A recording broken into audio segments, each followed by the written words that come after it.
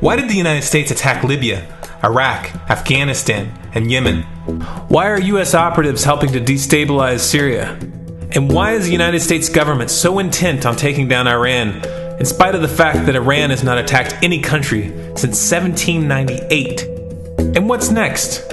What are we headed for? When you look at the current trajectory that we're on, it doesn't make any sense at all if you evaluate it based on what we're taught in school. And it doesn't make any sense if you base your worldview on the propaganda that the mainstream media tries to pass off as news. But it makes perfect sense once you know the real motives of the powers that be. In order to understand those motives, we first have to take a look at history. In 1945, the Bretton Woods Agreement established the dollar as the world reserve currency, which meant that international commodities were priced in dollars. The agreement, which gave the United States a distinct financial advantage, was made under the condition that those dollars would remain redeemable for gold at a consistent rate of $35 per ounce. The United States promised not to print very much money, but this was on the honor system, because the Federal Reserve refused to allow any audits or supervision of its printing presses. In the years leading up to 1970, expenditures in the Vietnam War made it clear to many countries that the U.S. was printing far more money than it had in gold. And in response, they began to ask for their gold back. This, of course, set off a rapid decline in the value of the dollar. The situation climaxed in 1971 when France attempted to withdraw its gold and Nixon refused. On August 15th, he made the following announcement. I have directed the Secretary of the Treasury to take the action necessary to defend the dollar against the speculators. I have directed Secretary Connally to suspend temporarily the convertibility of the dollar into gold or other reserve assets, except in amounts and conditions determined to be in the interest of monetary stability and in the best interest of the United States. This was obviously not a temporary suspension, as he claimed, but rather a permanent default. And for the rest of the world who had entrusted the United States with their gold, it was outright theft. In 1973, President Nixon asked King Faisal of Saudi Arabia to accept only U.S. dollars as payment for oil and to invest any excess profits in U.S. Treasury bonds, notes, and bills. In return, Nixon offered military protection for Saudi oil fields. The same offer was extended to each of the world's key oil-producing countries, and by 1975, every member of OPEC had agreed to only sell their oil in U.S. dollars. The act of moving the dollar off of gold and tying it to foreign oil instantly forced every oil-importing country in the world to start maintaining a constant supply of Federal Reserve paper. And in order to get that paper, they would have to send real physical goods to America. This was the birth of the petrodollar. Paper went out, everything America needed came in, and the United States got very, very rich as a result. It was the largest financial con in recorded history.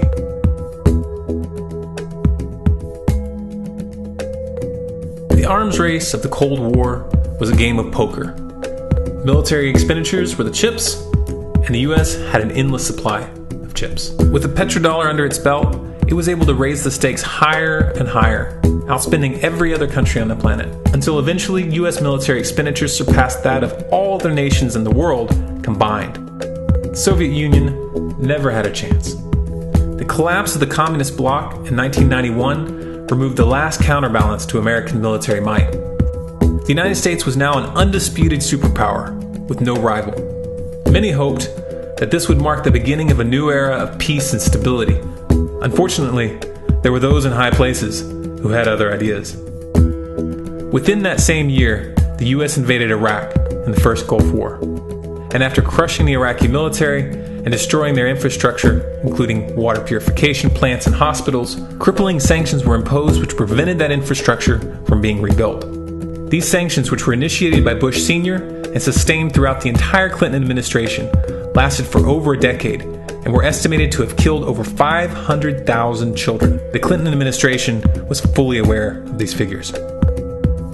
We have heard that 500,000 children have died. I mean, that's more children than died in Hiroshima. And you know, is the price worth it?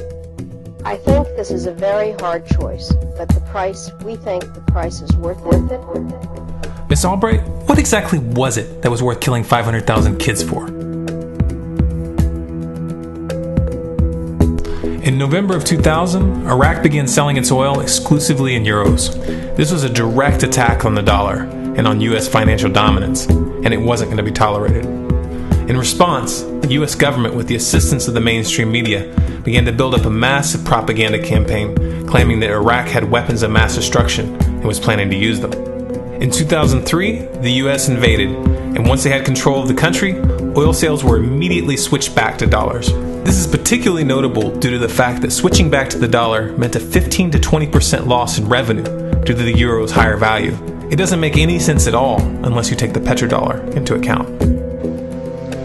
So I came back to see him a few weeks later, and by that time we were bombing in Afghanistan. I said, "Are we still going to war with Iraq?" And he said, "Oh, it's worse than that."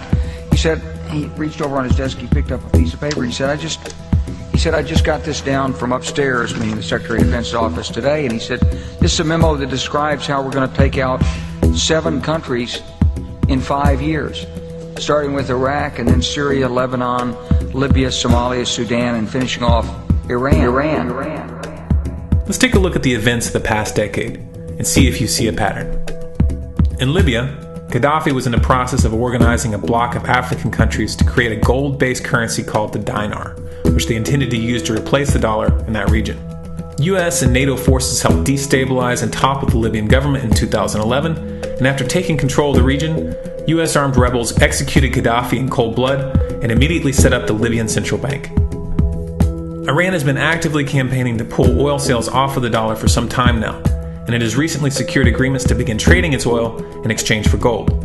In response, the US government, with mainstream media assistance, has been attempting to build international support for military strikes on the pretext of preventing Iran from building a nuclear weapon. In the meantime, they established sanctions which US officials openly admit are aimed at causing a collapse of the Iranian economy. Syria is Iran's closest ally, and they are bound by mutual defense agreements. The country is currently in the process of being destabilized with covert assistance from NATO, and though Russia and China have warned the United States not to get involved, the White House has made statements within the past month indicating that they are considering military intervention. It should be clear that military intervention in Syria and Iran isn't being considered. It's a foregone conclusion, just as it was in Iraq and Libya. The U.S. is actively working to create the context which gives them the diplomatic cover to do what they already have planned. The motive for these invasions and covert actions becomes clear when we look at them in their full context and connect the dots. Those who control the United States understand that even if a few countries begin to sell their oil in another currency, it will set off a chain reaction and the dollar will collapse. They understand that there is absolutely nothing else holding up the value of the dollar at this point, and so does the rest of the world. But rather than accepting the fact that the dollar is nearing the end of its lifespan, the powers that be have made a calculated gambit. They have decided to use the brute force of the US military to crush each and every resistant state in the Middle East and Africa. That in itself would be bad enough, but what you need to understand is that this is not going to end with Iran. China and Russia have stated publicly and on no uncertain terms that they will not tolerate an attack on Iran or Syria. Iran is one of their key allies, one of the last independent oil producers in the region, and they understand that if Iran falls, then they will have no way to escape the dollar without going to war. And yet the United States is pushing forward in spite of the warnings. What we are witnessing here is a trajectory that leads straight to the unthinkable. It's a trajectory that was mapped out years ago in full awareness of the human consequences. But who was it that put us on this course? What kind of psychopath is willing to intentionally set off a global conflict that will lead to millions of deaths just to protect the value of a paper currency? It obviously isn't the president. The decision to invade Libya, Syria, and Iran was made long before Obama had risen to the national spotlight. And yet, he's carrying out his duty just like the puppets that preceded him. So who is it that pulls the strings? Often the best answer to questions like this are found by asking another question. Qui bono? Who benefits? Obviously, those who have the power to print the dollar out of thin air have the most to lose if the dollar were to fall. And since 1913, that power has been held by the Federal Reserve. The Federal Reserve is a private entity owned by a conglomerate of the most powerful banks in the world. And the men who control those banks are the ones who pull the strings. To them, this is just a game. Your life and the lives of those you love are just pawns on their chessboard. And like a spoiled 4-year-old who tips the board onto the floor when they start to lose, the powers that be are willing to start World War III to keep control of the global financial system. Remember that when these wars extend and accelerate. Remember that when your son or your neighbor's son comes back home in a flag-draped coffin. Remember that when they point the finger at the new boogeyman. Because the madmen who are running this show will take this as far as you allow them to. So how much time do we have left? It's a question I hear constantly, but it's the wrong question. Asking how much time we have left is a passive posture. It's the attitude of a prisoner who's waiting to be taken out to a ditch and shot in the back of the head. What are our chances? Can we change course? Also the wrong question. The odds don't matter anymore. If you understand what we're facing, then you have a moral responsibility to do everything in your power to alter the course that we're on, regardless of the odds. It's only when you stop basing your involvement on the chances of success that success actually becomes possible. To strip the ill-begotten power from the financial elites and to bring these criminal cartels to justice will require nothing less than a revolution. The government is not going to save us. The government is completely infiltrated and corrupt to the core. Looking to them for a solution at this point is utterly naive. There are 3 stages of revolution, and they are sequential. Stage 1 is already underway. Stage 1 is the ideological resistance. In this stage, we have to actively work to wake up as many people as possible about what is happening and the direction we're headed. All revolutions originate from a shift in the mindset of the population, and no other meaningful resistance is possible without it. Success in this stage of the game can be measured by the contagion of ideas. When an idea reaches critical mass, it begins to spread on its own and seeps into all levels of society. In order to achieve that contagion, we need more people in this fight. We need more people speaking out, making videos, writing articles, getting this information onto the national and international stage. And we especially need to reach the police and the military.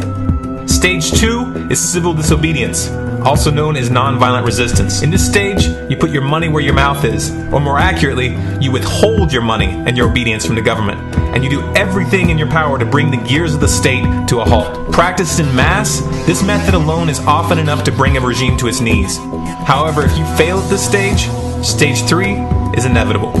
Stage 3 is direct physical resistance. Direct physical resistance is the last resort, and it should be avoided and delayed as long as possible, and it should only be invoked after all other options have been thoroughly exhausted.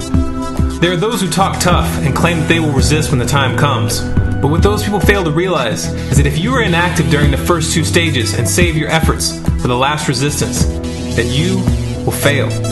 When the Nazis were moving door to door, dragging people out of their homes in Germany, that was the time to fight back physically. But due to the lack of ideological resistance and civil disobedience leading up to that moment, even an armed uprising would have likely failed at that point.